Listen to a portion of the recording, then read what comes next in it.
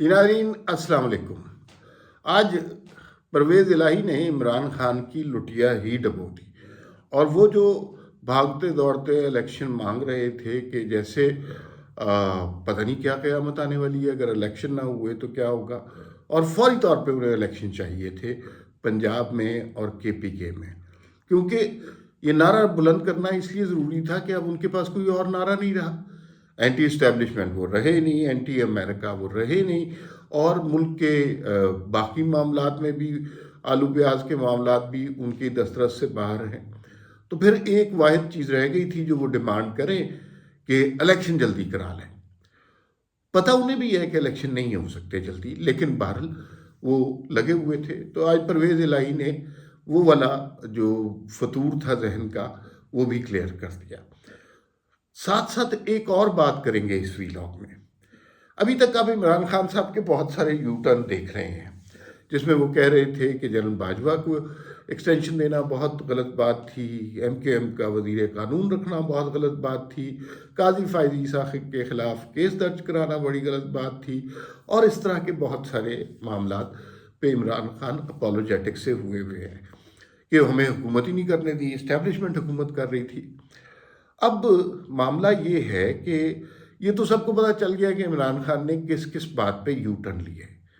आज के इस वीलॉग में हम आपको बताएंगे, सोचने की कोशिश करेंगे कि मुस्तकबिल में, ये तो पास्ट है ना या प्रेजेंट है, मुस्तकबिल में इमरान खान किस किस तरह के यू टर्न लेंगे।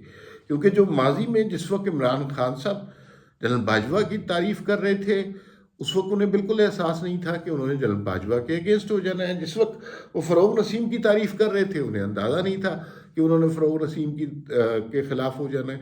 जिस वक्त काजी फायद ईसा के ख़िलाफ़ कैंपेन कर रहे थे, उस वक्त उन्हें अंदाज़ा नहीं था कि वो काजी फायद ईसा के फैसले के ख़िलाफ़ किए जाने वाले इक़दाम पर रिग्रेट करेंगे। तो अभी जो खान साहब कर रहे हैं, ज़ाहिर है नोइंग खान साहब और उनकी हिस्ट्री, एक स्टेज पर उन्हें आजकल के कहे हुए लफ्ज़ों पर रिग्रेट करना है। तो हम ये सोचने की कोशिश करेंगे कि वो कौन कौन से लफ्ज़ हैं, लोग हैं, कलमात हैं, नज़रिए हैं जिनके ऊपर वो मुस्तकबिल में शर्मिंदा होंगे और यू टर्न लेंगे। लेकिन पहले परवेज़ इलाही साहब की बात कर लेते हैं। परवेज़ इलाही साहब ने एक इंटरव्यू में कहा, और जितना इमरान खान जनरल बाजवा के ख़िलाफ़ कैंपेन चलाने की कोशिश कर रहे हैं, जितना ज़्यादा उनके सोशल मीडिया वाले जनरल बाजवा के ख़िलाफ़ ट्रेंड बना रहे हैं, उतना ही ज़्यादा पता ये चल रहा है कि वो जनरल बाजवा के एहसानात तले दबे हुए हैं।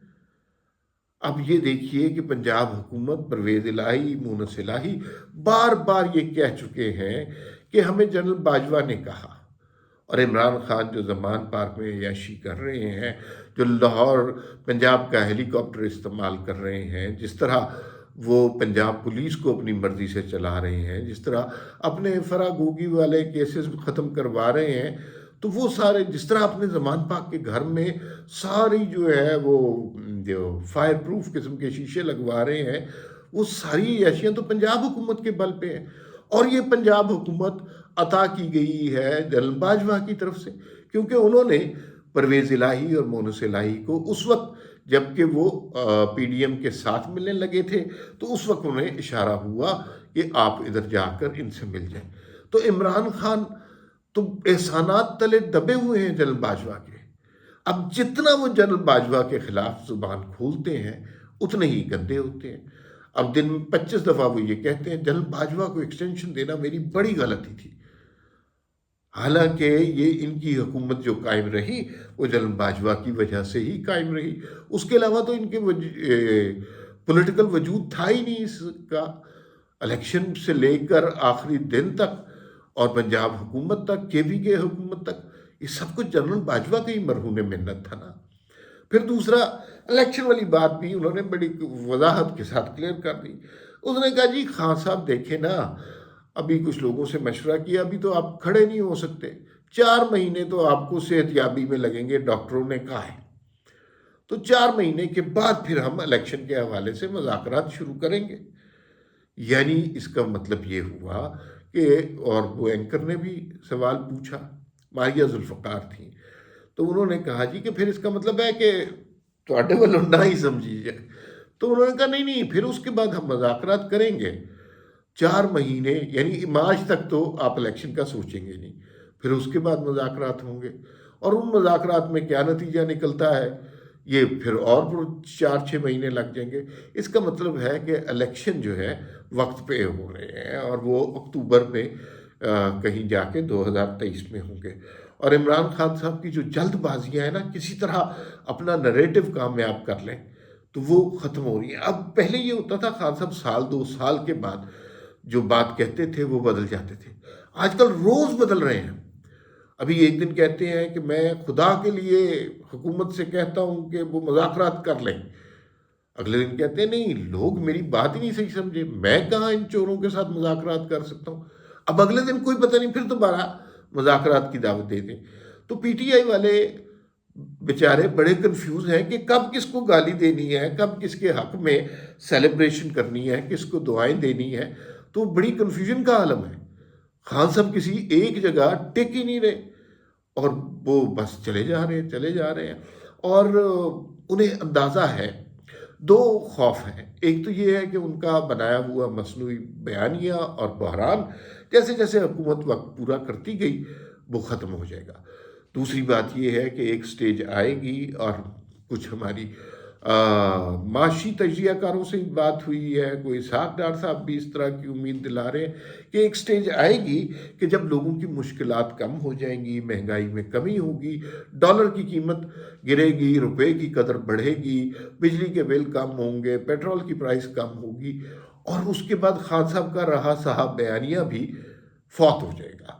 تو خان صاحب اس وقت سے ڈرتے ہیں۔ لیکن مجھے یوں لگتا ہے کہ پرویز الہی جیسے لوگوں کو کوئی میسج مل گیا ہے، یا انہیں خود عقل آ گئی ہے کہ اس وقت اکنامک انسٹیبلٹی کریٹ نہیں کرنے دی جائے گی، اور اگر ایک صوبہ جو ہے وہ آپ کا سب سے بڑا صوبہ ہے آبادی کے اعتبار سے، وہاں پر اگر کوئی اکنامک کوئی پولیٹیکل کرائسس آتا ہے تو ظاہر ہے اس سے اکنامک انسٹیبلٹی ہوگی، تو اس کو روکنے کی ہر ممکن کوشش کی جائے گی، اور خان صاحب کو جو وہ کہہ رہے ہیں ان کو کہنے دیا جائے گا، بعد میں بتا دیا جائے گا کہ خان صاحب آپ غلط تھے، 4-6 مہینے اور انتظار کریں۔ تو یہ، اور اس کے نتیجے میں ہو سکتا ہے پرویز الہی حکومت کرتے رہے پنجاب میں، وہ جو پی ڈی ایم نے اپنی حکومت لانی تھی اس کے لیے انتظار کیا جائے، کیونکہ اب پی ڈی ایم کے بہت ساری باتیں وہ پرویز الہی صاحب کر رہے ہیں، منہ پہ تو گالی دے رہے ہیں، لیکن بنیادی مسئلہ یہ ہے کہ وہ پنجاب میں انسٹیبلٹی کریٹ نہیں ہونے دے رہے، جو کہ پی ڈی ایم کی ایک بڑی خواہش ہے۔ تو پرویز الہی ایک ہی پارٹی کے وزیر اعلیٰ ہوتے ہوئے دوسرے اتحاد کے ساتھ بھی ثابت قدمی کے ساتھ جمے ہوئے ہیں۔ اب آ جاتے ہیں جناب دوسرے موضوع کے اوپر کہ عمران خان کل کو کن باتوں پر یو ٹرن لیں گے، اور میں یہ سیگمنٹ جو ہے یہ پارٹ صرف تحریک انصاف کے دوستوں کے لیے کر رہا ہوں تاکہ انہیں پتہ چل جائے کل کو کس کو دعائیں دینی ہے اور کس کو گالی دینی ہے۔ کل کو عمران خان یہ بھی کہہ سکتے ہیں کہ لانگ مارچ نکالنا میری سب سے بڑی غلطی تھی۔ کل کو عمران خان یہ بھی کہہ سکتے ہیں حقیقی آزادی کا مطالبہ کرنا میری سب سے بڑی غلطی تھی۔ کل کو عمران خان صاحب یہ بھی کہہ سکتے ہیں کہ اپنے 4 سالہ دور میں گورننس بہتر نہ کرنا میری سب سے بڑی غلطی تھی۔ کل کو عمران خان صاحب یہ بھی کہہ سکتے ہیں کہ عثمان بزدار کو وزیر اعلیٰ بنانا میری سب سے بڑی غلطی تھی۔ کل کو عمران خان صاحب یہ بھی کہہ سکتے ہیں کہ جنرل باجوہ ہمارے بڑے محسن تھے، ان کے خلاف کیمپین کرنا اور سوشل میڈیا کے ذریعے ان کو گالی پڑھوانا میری سب سے بڑی غلطی تھی۔